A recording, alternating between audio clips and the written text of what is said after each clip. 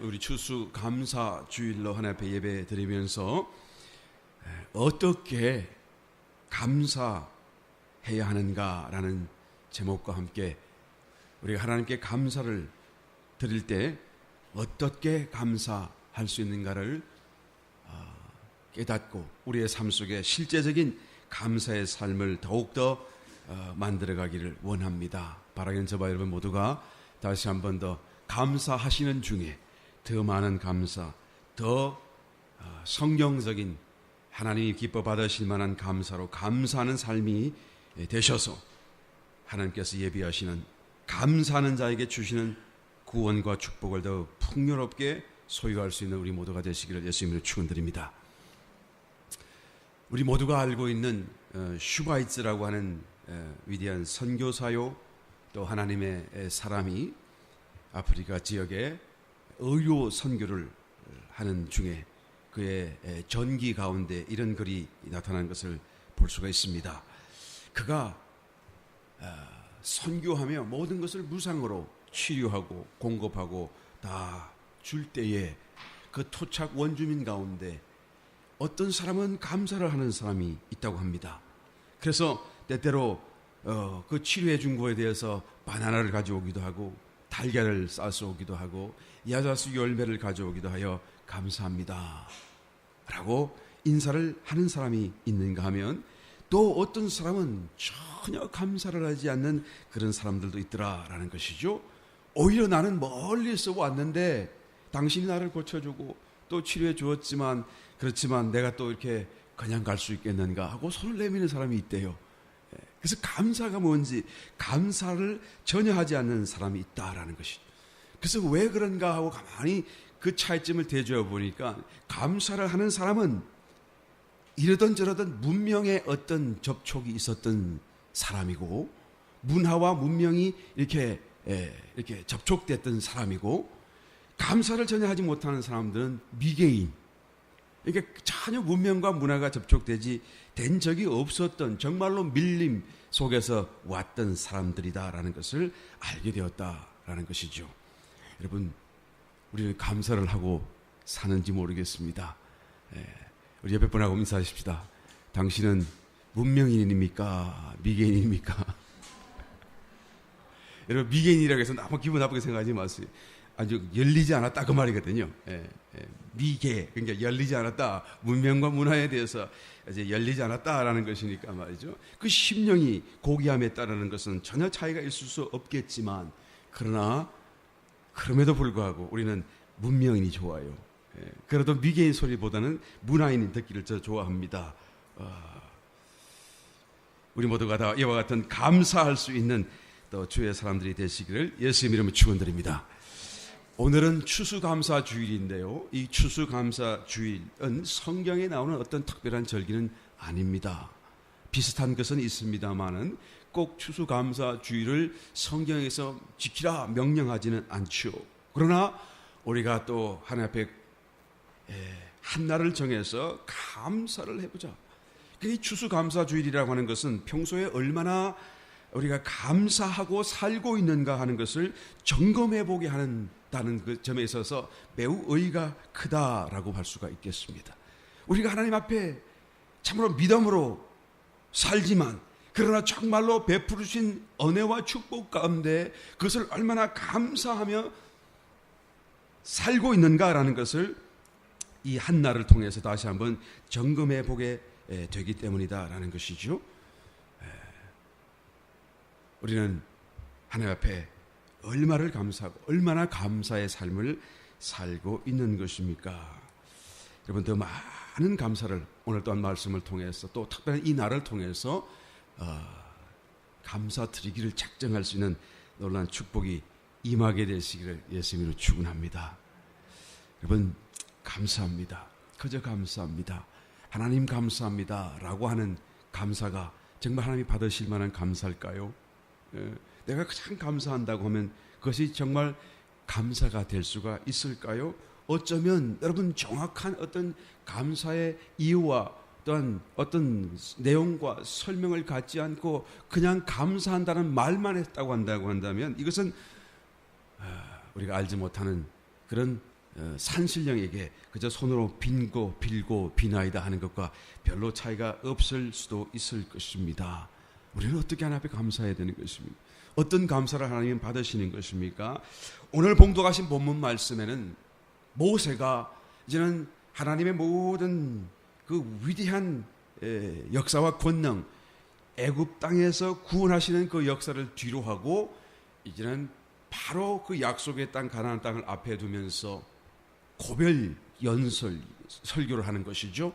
이제 곧 나는 여기 남겠고 너희는 들어갈 텐데 저 약속의 땅에 들어가게 되거든. 너희가 저 땅에서 살게 되거든. 하나님 앞에 꼭 감사하는 삶을 살아라 라고 당부하며 유언적으로 명령으로 그들에게 말씀하는 것을 보게 되는 것이죠. 그래서 어떻게 감사해야 되는 것인가 라는 것을 조목조목 분명하게 말씀해 주고 있어요. 오늘 이 말씀을 통해서 우리가 하나님 앞에 감사의 삶을 살기를 원하는 것입니다.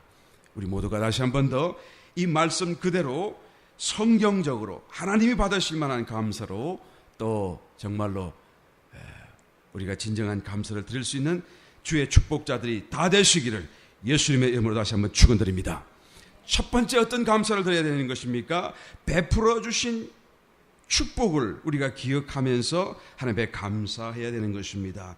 봉독하신 말씀 5절로 이하의 말씀을 보니 너는 또 내 하나님 여호와 앞에 아뢰기를 내 조상은 유리하는 아람 사람으로서 소수의 사람을 거느리고 애굽에 내려가서 거기 우거하여 필경한 거기서 크고 강하고 번성한 민족이 되었더니 애굽 사람이 우리를 학대하며 우리를 괴롭게 하며 우리에게 중력을 시킴으로 우리가 우리 조상의 하나님 여호와께 부르짖었더니 여호와께서 우리 음성을 들으시고 우리의 고통과 신고 압제를 하감하시고 여호와께서 강한 손과 편팔과 큰 위엄과 이적과 기사로 우리를 애굽에서 인도하여 내시고 이곳으로 인도하여 이 땅 곧 젖과 꿀이 흐르는 땅을 주셨나이다 하라 그러는 거예요.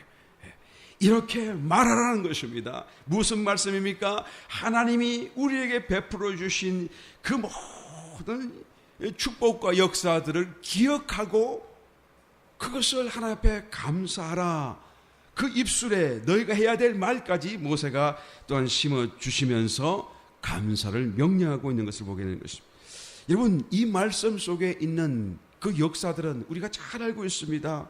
그런데 우리보다도 이 말을 듣는 유대인들, 이 이스라엘 백성들은 정말로 더 깊은 어떤 감회와 감동을 가졌을 것입니다. 그들이 듣는 단어 속에서 지나간 모든 일들을 회상하면서 하나님이 정말로 그랬네, 정말로 굉장한 축복이었네, 이제 되돌아보니까 우리가 감사하지 아니할 수 없는 그런 엄청난 축복이었다라는 것을 그들은 마음속으로 아멘 아멘 하면서 이 말씀을 들었을 거예요. 여기 나타나는 5절 말씀에 우리가 본래는 유리하는 아람 사람이었더니, 그죠? 그러니까 아주 별 볼 일 없는 그런 이방 사람 같은 그런 아람 사람 중에 한 가족이었는데, 유리한다는 이 말씀은요, 오베드라는 단어인데 이 멸망당할 위험에 직면해 있다 그 말이죠. 왜 그렇죠? 그냥 하나님의 말씀을 듣고 멀리 이방 땅에 왔다가 겨우겨우 사는데, 그런데 갑자기 또한 큰 기근이 들어서, 흉년이 들고 기근이 들어서 이제는 다 가족이 꼼짝없이 굶어 죽게 되었더라는 것이죠. 그런데 그들이 애굽 땅으로 내려가죠. 그래서 유리하는 멸망당하여 사라지게 될 그런 운명에 직면했던 아람 사람 패밀리였더랬는데, 그런데 하나님이 우리를 축복하셔서 마침내 필경에는 크고 강하고 번성한 민족이 되었다 그 말씀이죠. 애굽 땅에 내려갈 때는 야곱의 12 아들들과 함께 그저 70명 정도밖에 되지 않은 사람이었지만 하나님이 축복하셔서 이 한 가족이 이제는 크고 번성한 강성한 민족이 되었다라는. 그래서 나올 때에는, 애굽 땅을 나올 때에는 장정들만 60만 대군이 되어서 나올 수 있는 그런 엄청난 숫자로 하나님께서 이들을 축복해 주신 것을 저들은 기억하게 되는 것이죠. 그리고는 그 땅을 출애굽하기 전까지 그들이 하나님이 비록 축복하셔서 그렇게 참 강성한 민족이 되었지만 얼마나 힘들었고 또한 고통 속에서 중력을 또한 감당하며 살았던지 그들이 부르짖어 기도하지 않을 수 없었다는 것이죠. 그랬더니 하나님께서 6절 이하의 말씀은 또 우리의 고통과 신고와 압제를 들어주셨다. 이 고통이라고 하는 것은 물질적인 가난에서 오는 어떤 그런 정신적인 고통이에요.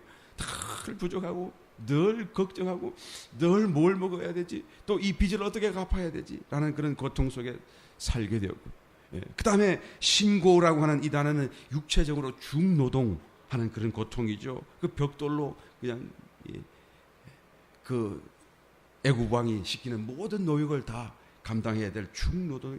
또 압제라고 하는 이 단어는 건세자들로부터 인권이 유린당하고 폭력을 그런 당하는 억울한 상태를 표현하는 단어인 것이죠.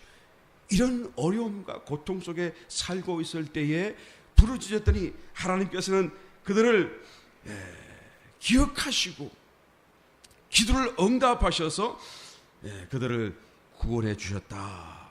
이 회상하니까 정말로 구구절절이 아멘, 아멘, 아멘 되는 것이죠. 여러분, 우리 삶에 하나님께서 베푸시는 축복은 이와 같지 않을까요? 나는 하나님께 받은 축복이 그렇게 많은 것 같지는 않습니다. 나는 이스라엘 백성들이 이토록 큰 기적과 능력 속에 받은 감동적인 그런 아멘이 나올 만한 축복을 받은 적이 별로 기억이 되지 않습니다 라고 한다면 그것은 왜 그럴까요? 그래서 아마 내가 내 손에 받은 축복, 내가 지금 가지고 있는 내 소유만을 바라보고 있기 때문이 아닐까 생각이 되어집니다. 하나님은 내 소유로도 축복하셨지만 내 직접적인 소유가 아닌 더 많은 것들로 우리를 지금 축복하고 계셨고 또한 축복하셨다는 사실을 우리가 믿음의 눈과 또한 영의 눈을 열고 보게 되면 깨달아 알게 되어지는 것이죠. 우리가 살고 있는 이 지구 환경을 인하여 여러분 한번 하나님 앞에 감격적으로 한번 감사드려 적이 있는지 모르겠습니다. 요즘엔 과학이 얼마나 발전했는지요. 영화로도 보고 그 다음에 과학으로도 보는 게 지구와 또한 지구를 떠나서 저 우주와 스페이스를 우리가 볼 수 있지 않아요.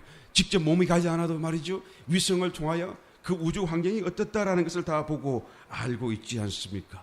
온 우주에 그토록 수많은 별들이 총총이 있지만 그 많은 우주 공간 또 별들 가운데 또 어떤 행성들 가운데 여러분 지구와 같은 그런 조건을 가진 쾌적한 환경을 가진 행성은 아무데도 찾아볼 수 없다라는 것이죠.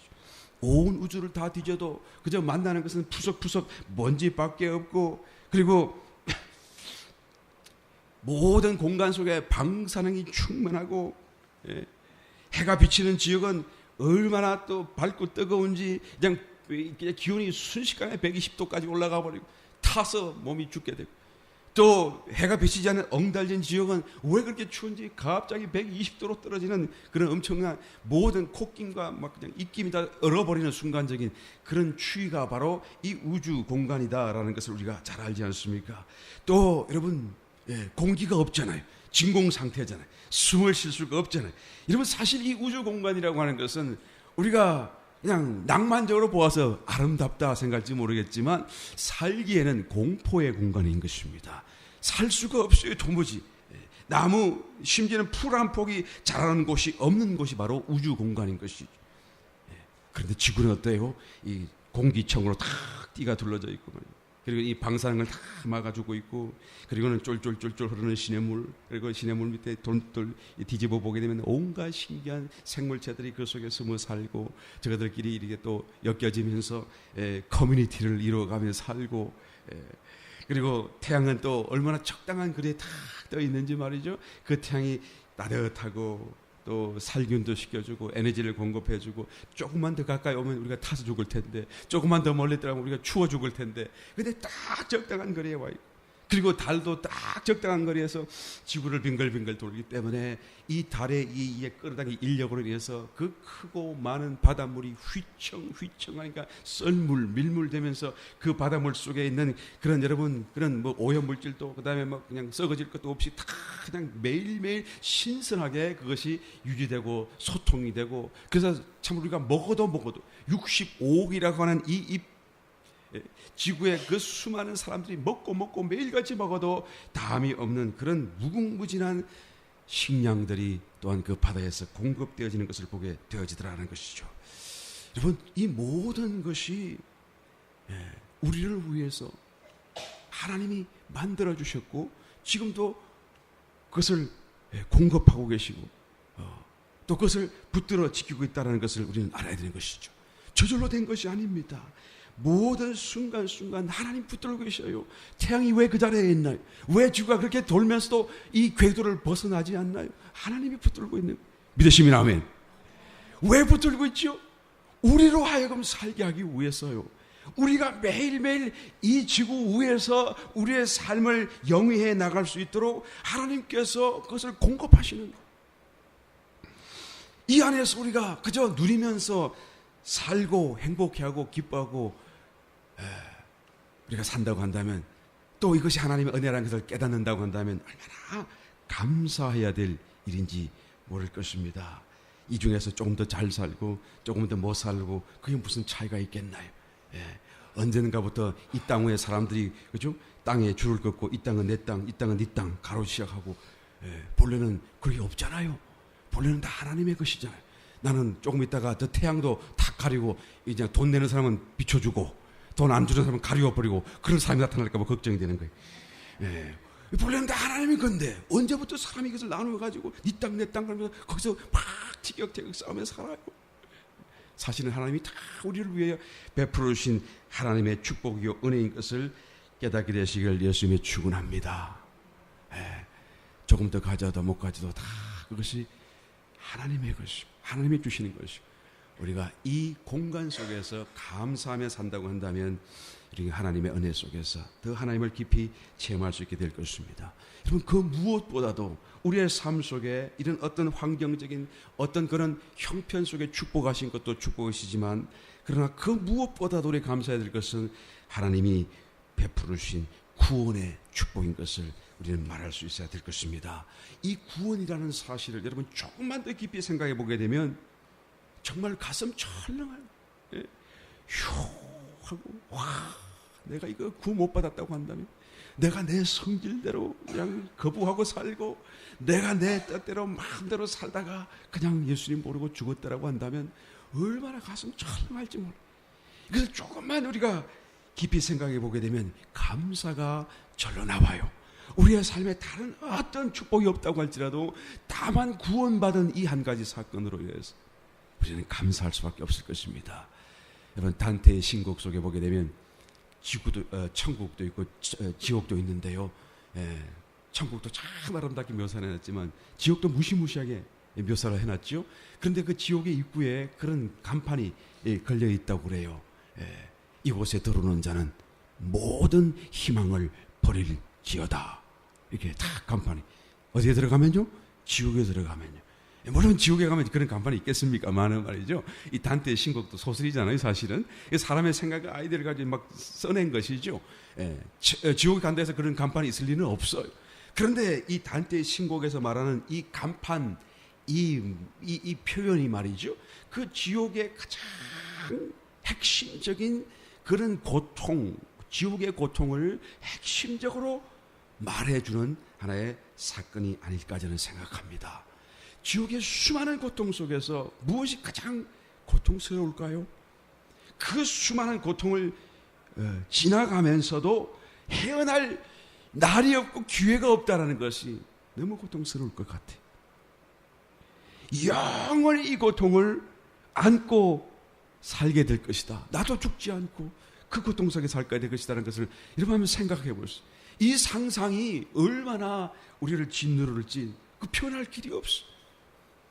얼마나 큰 하나의 아찔아찔한 순간인지 모르는 것이죠. 그런데 하나님 우리를 구원해 주셨어. 우리는 이 지옥의 고통에서 이제는 상관없는 자가 되게 된 것을 믿으시면 아멘 하시기 바랍니다. 얼마나 감사한 일인지 모르죠. 그러므로 이 은혜 앞에, 이 구원의 은혜 앞에 우리는 누구도 어떤 것도 사실은 불평할 수가 없어요. 자격이 없어요. 자격을 상실해 버린 것이죠. 너무 큰 은혜를 받았어요. 한 번은 어떤 자가 그 주인 임금에게 빛을 줬는데 빚을 갚아라 그랬더니 너무 큰 빚이라 갚을 길이 없어요. 그래서 그 임금이 명령하고 호통쳐서 너 몸도 팔고 너 소유도 팔고 너 처자도 다 팔고 너의 모든 것을 다 팔아서 반드시 갚아라 라고 명령해. 아이고 왕이시여, 내가 꼭 갚겠나이다, 잠깐만 빌려주세요 하고 막 싹싹 비니까 그 임금이 그를 불쌍히 여기고 그냥 가라 보내줬을 뿐만 아니라 그 빚도 탕감해 줘 버렸어요. 성경을 보니 그 빚은 1만 달란트의 빚이라고 그래요. 1만 달란트. 그 어마어마한 양인데 그 빚을 탕감받은 종이 길을 가다가 자기에게 100데나리온 빚진 자를 친구를 만났죠. 근데 그 친구에게 당장 그것을 갚지 않는다고 목을 비워잡고 그리고는 막 재촉을 하죠. 그 친구도 땅에 엎드리면서 친구여, 내가 미안합니다. 내가 이 빚을 반드시 갚을 테니 나에게 말미를 좀 주세요. 그러나 그 말을 듣지 않고 그것을 그대로 잡아다가 옥줄에 집어넣고 감옥에 넣어버렸어요. 여러분, 임금이 그 종을 어떻게 했겠어요? 다시 불러서 다시 그도 그냥 옥에 집어넣고 내가 나에게 빚진 것을 한 홀이라도 다 갚기 전에는 거기서 결단코 나오지 못할 것이다. 여러분, 이 종이 졌던 빚이라고 하는 것은 여러분 1만 달란트인데요. 1만 원 달란트는 6천 데나리온. 원 데나리온은 하루 노동자의 품삯이니까 그냥 그 하루 노동자의 품삯의 6,000배. 그것을 계산해 보니까 16년 하루도 안 쉬고 계산하면. 그런데 그것도 1만 달란트니까 16만 년. 16만 년 동안 하루도 안 쉬고 일해야 돼요. 그래야 갚아낼 수가 있어요. 그 하루도 안 쉬고 일을 할 수나 있나요? 어떻게 16만 년이나 살 수나 있나요? 다시 말하면 이것은 도무지 갚을 수 없는 은혜라 그 말이죠. 그 은혜를 입은 사람이 100데나리온을 빚진 자를 갚으라고 원수 갚아내는 것은 이런 모습을 볼 때 그 임금이 그를 용서할 수 없더라라는 것이죠. 무슨 말입니까? 우리에게 향한 하나님의 심정을 토로하시는 것이죠. 너희가 받은 은혜가 얼마나 크냐? 내가 베푼 그 구원이 얼마나 값진 것이냐? 내가 갚을 수 있느냐? 값으로 찰 수 있겠느냐? 그런데 하물며 내가 내 삶에 불평하느냐? 하물며 내가 감사하지 않고 사느냐? 하물며 내가 다른 사람에게 너의 권리를 주장하며 갚으라고 말할 수 있느냐? 라고 대묻고 계시다라는 것이죠. 여러분, 베풀으신 은혜를 기억하시고 감사할 수 있는 우리가 되시기를 예수님으로 축원합니다. 감사의 삶을 살게 되시기를 예수님으로 축원드립니다.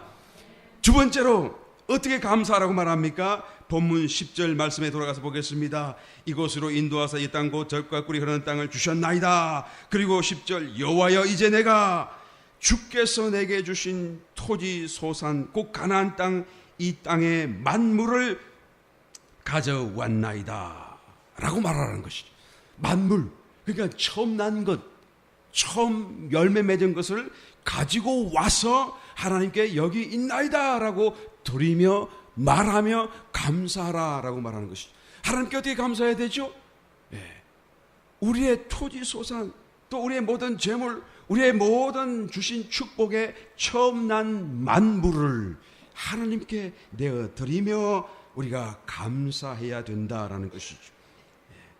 토지 소산의 만물이라고 그러니까 온갖 과일과 온갖 채소와 온갖 곡식들을 다 가지고 오지 않았겠습니까? 그런다고 해서 하나님께서 그걸 다 드시겠어요? 그냥 요제로 흔들고 그냥 다 제사장에게 가고 또 레위에게 내주고 또 가난한 자에게 베풀어 주셨겠죠. 그런데 하나님 왜 가져오라고 그러십니까? 왜 그것을 꼭 보기를 원하시는 것이죠? 여러분, 처음 것을 드린다는 것은 무슨 의미를 가지는 것입니까? 이 모든 처음 것이라고 하는 것은 다 이것의 시작을 얘기하는 것이죠. 생명의 시작, 축복의 시작, 그리고 이 시작 안에 모든 것이 다 딸려 있는 것이고 두 번째, 세 번째, 네 번째 건 다 첫 번째 안에 다 포함되어져 있는, 그래서 상징적인 의미가 바로 이 첫 번째 속에 담겨져 있는 것이죠. 그래서 첫 번째 것을 하나님께 내어드리는 것은 하나님이요, 이것이 하나님께로부터 온 것입니다. 하나님이요, 이 축복이 하나님께서 나에게 주신 것입니다. 나의 모든 소유, 나의 모든 받은 공급들은 다 하나님께로부터 오는 것입니다 라는 것을 인정하는 그런 하나의 믿음의 고백이 바로 이 처음 익은 열매 속에 담겨져 있더라라는 것이죠. 그래서 잠언서 3장 9절의 말씀을 보게 되면 내 재물과 내 소산물에 처음 익은 열매로 여호와를 어떻게 하라고요? 공경하라. 공경이라는 말은 오늘 여호와를 여호와를 높인다 그 말이었습니다. 예? 어떻게 높일 수 있죠? 예, 내가 처음 익은 열매를 가져오기만 하면 이것은 바로 하나님을 높이는 일이 되어져. 하나님을 공경하는 일이 되어져. 하나님이 기뻐하실 수밖에 없고 하나님이 그 기쁨을 따라 저를 더하여 축복하시기를 원하시는 그런 재물이 될 수밖에 없다라는 것입니다. 꼭 갖고 오게 되시기를 축원합니다. 우리의 처음 난 모든 것들을 다 하나님께 드려야 돼요. 삶의 모든 공급과 소유가 하나님 주신 거 아닙니까? 식탁에 올라와 있는 사과 하나를 할지라도 저것은 내가 돈을 줘서 샀는데요 할지 모르겠지만 그것은 딜리버리 차지 정도밖에 안 돼. 사실 이게 하나가 열매기까지 여러분 해가 있어야 되고 비가 있어야 되고 땅이 있어야 되고 그리고 그냥 시절 1년이라는 세월 속에 계속하여 어떤 공급이 일어나야 어떤 역사가 일어나야 이것이 열매였지 않습니까? 이것을 하나님께서 우리에게 주셨다고 말이에요. 내가 돈을 벌었다고 한다면 내가 수고해서 내가 버는 것이고 내 수고에 대한 싹일 뿐입니다 라고 생각할지 모르겠지만 여러분 그 일을 하고 내가 버는 그 돈을 위하여 내 건강은 누가 주셨나요? 내 생명은 누가 주셨나요? 그런 또 환경은 또 누가 만들어 주셨나요? 또 이 지구를 누가 나에게 허락하고 저 태양을 누가 주셨나요? 여러분 내가 하는 모든 어떤 수고와 노력은 그저 딜리버리 피 정도밖에 되지 않는 것이다라는 것을 우리는 알아야 되는 것이죠. 삶의 모든 공급과 모든 소유가 내가 가진 모든 것 내가 누리는 모든 것은 하나님께로부터 온 것입니다. 아멘. 믿으시면 다시 한번 크게 아멘. 미국의 유명한 만화 작가인 바트 심슨이라는 사람이 있어요. 아마 여러분들은 워낙 거룩하셔서 아마 이런 사람이 있는지 없는지 모를지 모르겠습니다. 하여튼 만화를 그리는 사람인데 The Simpsons가 심슨 패밀리 그죠? 그래서 이 만화를 그린 가지고 내가 볼 적에는 별로 이쁘지도 않은데 뭐 하여튼 인기가 그렇게 좋아요.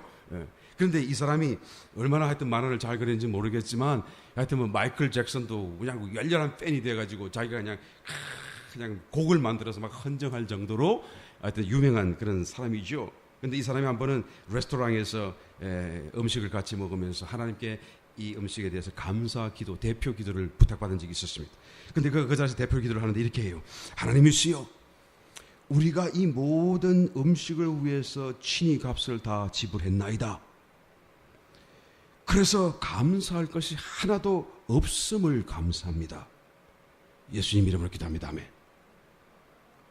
이런 오만 불순한 사람이 어디 있어요? 하나님 앞에서 말이죠. 이런 오만 방자한 사람이 어디 있어요? 내가 하나님이라도 가만히 안 두겠어 그냥. 이 말을 듣는 순간 그냥 너 일로 와. 너 태양 너 빛 비춘 것 값 다 내놔라. 너 이때까지 먹고 마신 물값 다 내놔라. 너 땅에 디디고 살던 지구값 내놔라. 그냥 사지 못 nen다고 한다면 당장 천사들 병에 옥에 집어넣어라. 이런 오만 방자 불순한 자가 있는. 여러분 하나님께서 성도들까지도 혹시 그런 사람이 있을까 싶어 감사를 명령하셨어요.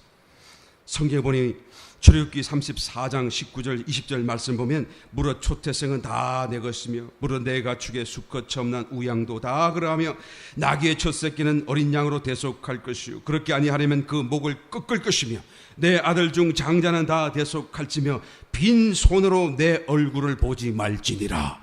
반드시 감사의 예물을 갖고 나오라 그 말이에요. 하나님 앞에 나올 때마다 빈손으로 나오지 말라. 감사하라. 하나님 명령하는 거예요. 주님 앞에 나올 때 여러분 빈손으로 나오지 마시길 바래요. 아이고 마음으로만 감사하면 되죠. 빈손으로 나오지 마세요. 단돈 1불이라도 정성스럽게 봉투에 딱 담아서 이름 쓰고 하나님 감사하는 마음으로 그냥 돈이 구겨져 있으면 다려서 그냥 왜 아무도 안 해요? 하나님의 명령이라며. 하나님의 명령. 그죠? 감사하라 명령하는 거죠. 다 내 것인데 내가 다 안 받겠다. 그런데도 먹어야 하고 살아야 하니까 내가 내 것인 것을 내가 깨우치도록 첫 것을 다 가져오라. 데살로니가 전서 5장 18절 보게 되면 범사에 감사하라. 이는 그리스도 예수 안에서 너희를 향하신 하나님의 뜻이니라. 이 범사에 감사. 한층 더 이런 범사에 감사라. 물질로도 감사하고 삶에서도 감사하고 환경으로도 감사하고 모든 이런 범사가 정말 가능할까요? 내가 범사에 감사드릴 일이 가능할까요? 우리가 삶을 살면서 얼마나 많은 일을 당하는, 얼마나 많은 일을 주변에서 만나고 보게 됩니까? 여러분, 지독한 육신의 통증을 갖고 살면서 감사할 수 있어요? 그 통증이 끊이지 않고 계속되는데도 감사할 수 있나요? 또 내 삶의 어떤 문제가 계속하여 사라지지 않고 반복하여 일어나는데 감사할 수 있을까요? 내가 기도해도 응답되지 않고 해결되지 않는데도 불구하고 여러분 감사할 수가 있을까요? 평생 그냥 장애아를 자녀로 삼고 그 무거운 짐을 안고 살아가야 된다고 한다면 그럼에도 불구하고 내가 감사할 수 있을까요? 결혼하자마자 여러분 교통사고가 나가지고 그냥 신부가 전신마비가 되고 평생도록 그를 간호하며 짊어지고 살아야 되는데 그 신랑 입장에서 감사할 수가 있을까요? 나 그런 사람을 봤어요. 그런데 성경은 말하기를 그럼에도 불구하고 감사하라는 거예요. 왜요?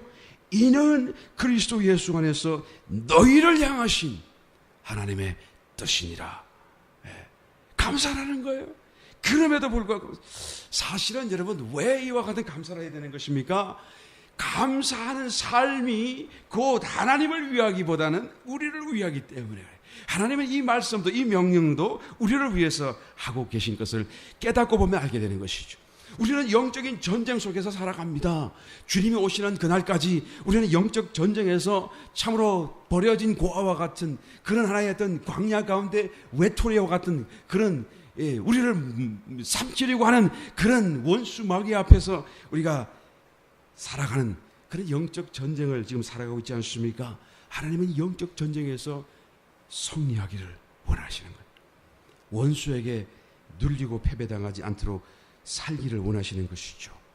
그런데 그것을 이길 수 있는 방법이 여러 가지 중에서도 감사하는 것이 마귀를 이기는 절대적인 방법이라는 거예요.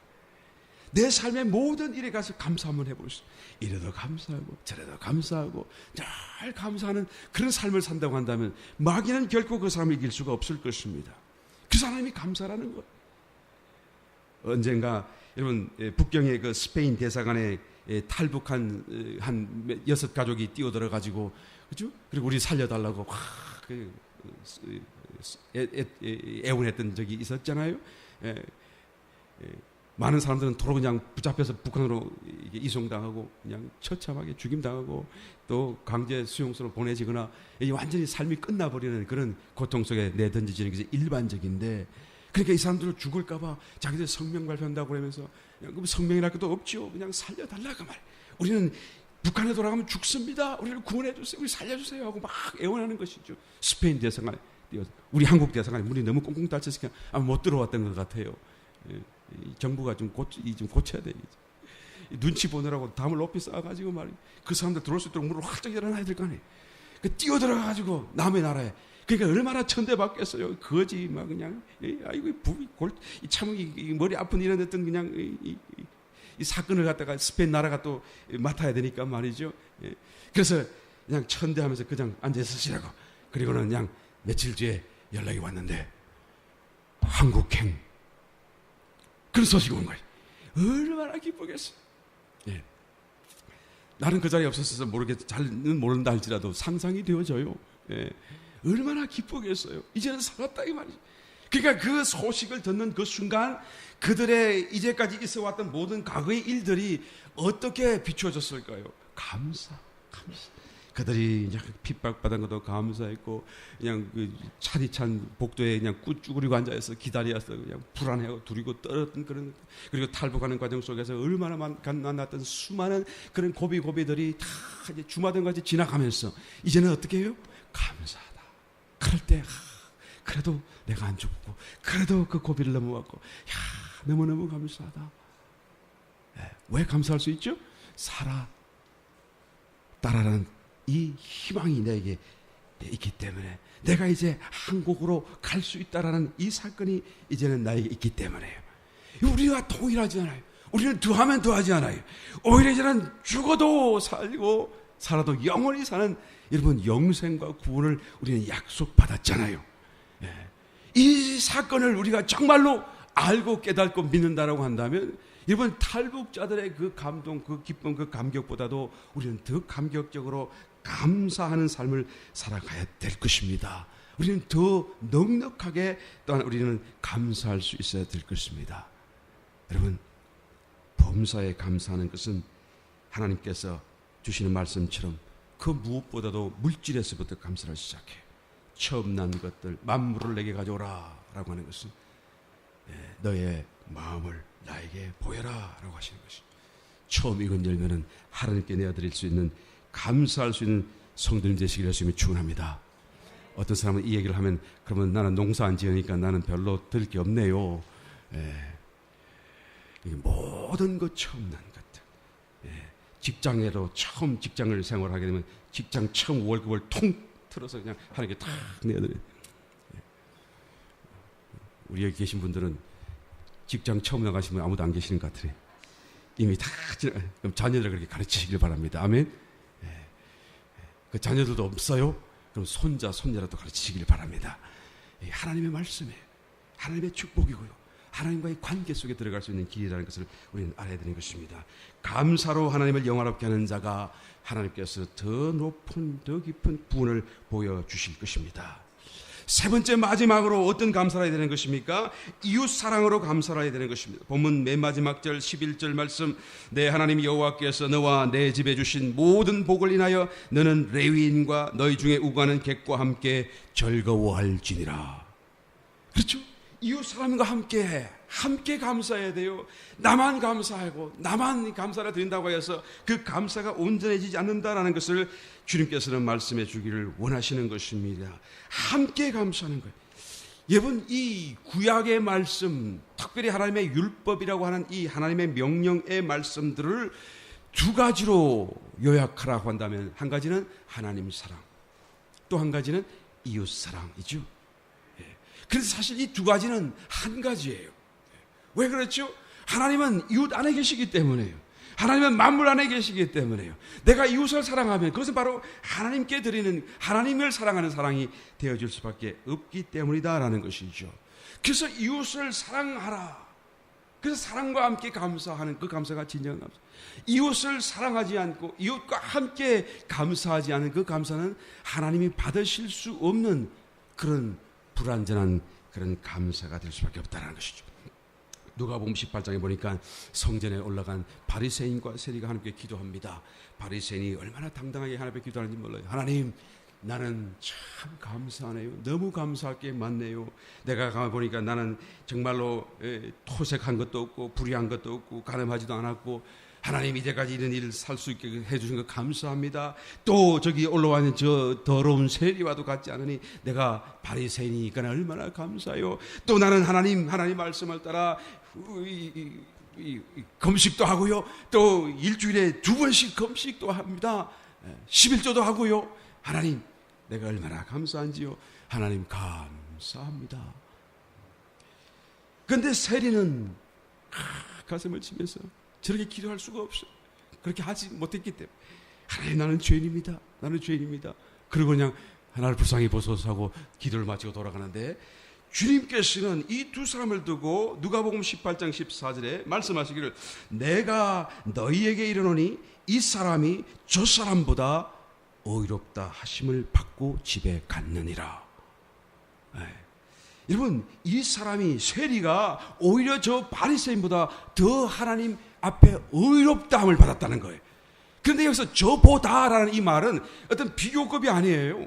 그러니까 다시 말하면 세리도 의롭게 받고 바리새인도 의롭다함을 받았는데 바리새인보다 좀 더 세리가 의롭다함을 받았다는 그 말씀이 아니죠. 이 말은 rather than 그 말이에요.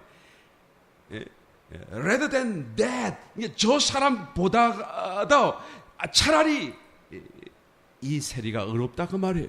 이 세리도 충분히 의롭진 않은데 차라리 이 세리가 의롭다 할 수 있겠다 그 말이에요. 그러면 저 바리새인은 어때요? 아예 의로움과 상관없는 거예요.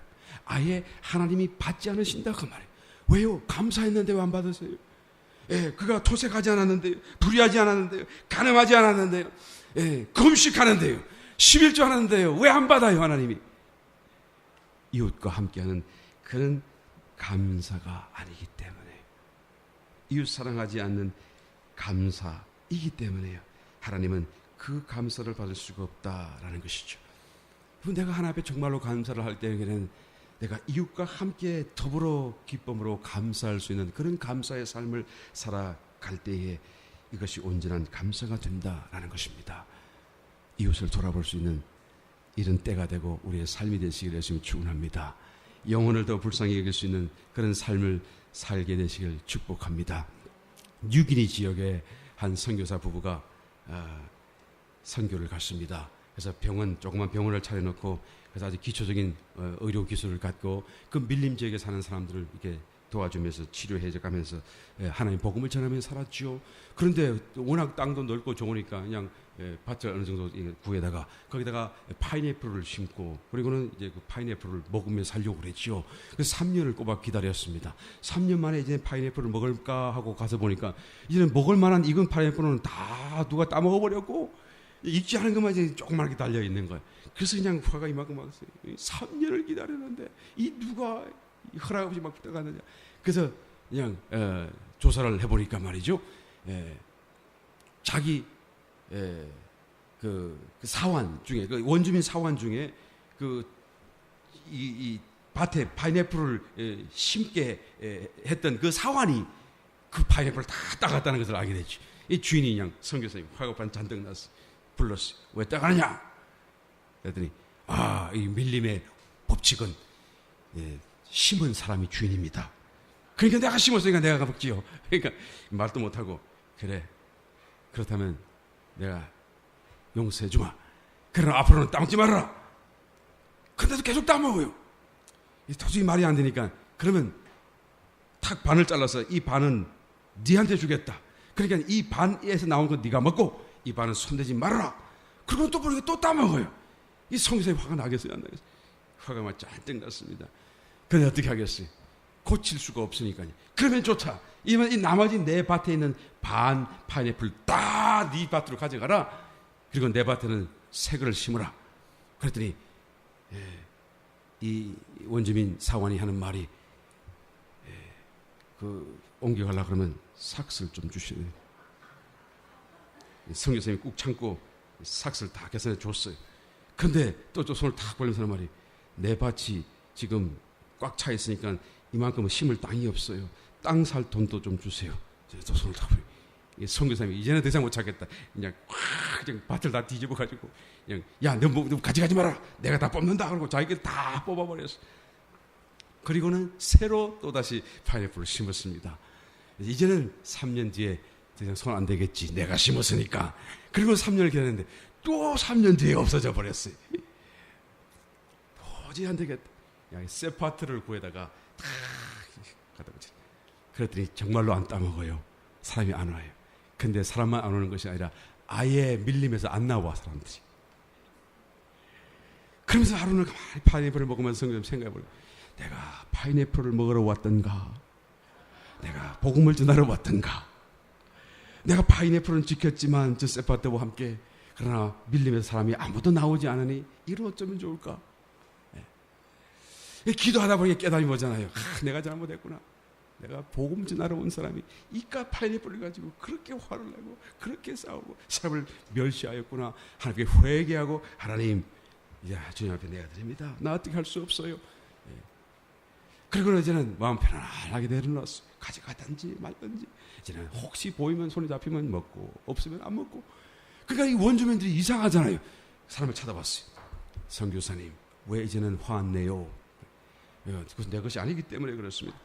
그럼 누구 것인데요? 나의 주님인 그리스도에게 다 드렸습니다. 그래요? 그러면 그 당신의 주님이라고 하는 그 그리스도는 분명히 좋은 분이심에 틀림없네요? 왜 좋다고 생각하는가 했더니, 당신이 파인애플 때문에 화내지 않잖아요. 그 주님이 화내지 말라고 했기 때문에 화내지 않는 거잖아요. 그러고 난 뒤에 이 원주민들도 뭔가 느끼기 시작했어요. 그리고는 파인애플을 같이 먹고 마시고 같이 이렇게 나누면서 이제는 마음이 열어지고, 이 선교사가 전하는 그리스도를 받아들이고 이제는 그리스도를 영접하고 구원받고 복음이 전해지기 시작했다라는 간증을 읽어본 적이 있습니다. 여러분, 그때에 정말 선교사님이 드렸던 감사 한번 생각해 볼까요? 그가 그런 일이 있기 전에 파인애플 때문에 싸우면서 감사하지 않았겠어요? 물론 그걸로 인해서는 감사하지 않았지 모르겠지만 다른 삶과 다른 어떤 일로 인해서 하나님 앞에 분명히 감사를 드렸을 것입니다. 그럼에도 불구하고 그 감사가 모든 일이 이렇게 아름답게 해결되고 또 구원받고 난 그들의 형제 자매들과 함께 어울려져서 이제는 벽이 없이 먹고 마시며 하나님 앞에 감사드리는 그때 드리는 감사와 얼마나 큰 차이가 있겠는가라는 것을 우리는 말할 수가 있을 것입니다. 이웃과 함께 감사하세요. 이웃의 기쁨을 나의 기쁨으로 삼으세요. 이웃의 행복을 나의 행복으로 생각하며 사세요. 남을 짓밟고 올라서는 생각하지 말고, 남과 경쟁한다는 마음 삼지 말고, 내가 식당을 해도 돈 벌려고 하는 것이 아니라 저들을 먹이고 저들에게 좋은 것을 주고 저들의 기쁨을 위해서, 내가 직장을 다녀도 내 생계를 위해 사는 것이 아니고 저들을 섬기고 저들에게 무언가를 빛으로 길을 보여주고 저들에게 무언가를 유익을 주기 위해 내가 이 직장에 보내심을 받았다는 마음으로 직장생활을 할 수 있게 되시기를 바랍니다. 이웃의 기쁨을 관심하세요. 이웃을 사랑하세요. 그러면서 감사하는 그 감사는 하나님이 정말 기쁨을 받으세요. 어떤 분은 이웃은 사랑하는데 구제는 열심히 하는데 교회 중에 형제는 원수같이 보는 사람이 있어요. 형제를 더 사랑하게 되시기를 예수님을 축원합니다. 형제는 여러분 예수님의 눈과 마음이 꽂혀져 있는 것이죠. 내 형제 중에 지극히 작은 소자에게 냉수한 것이라도 주님은 기억하시겠다고 말씀하시죠. 모든 관심과 마음이 형제에게 꽂혀 있다는 것을 우리가 반드시 알아야 될 것입니다. 이웃 사랑으로, 형제 사랑으로 주님 앞에 감사의 삶을 살게 되시기를 예수님 이름으로 다시 한번 축원드립니다. 그럴 때 이 감사가 우리의 삶 속에 더 큰 깊은 주의 구원의 길을 나타내 주시고 주님의 축복으로 인도해 주실 줄 믿습니다.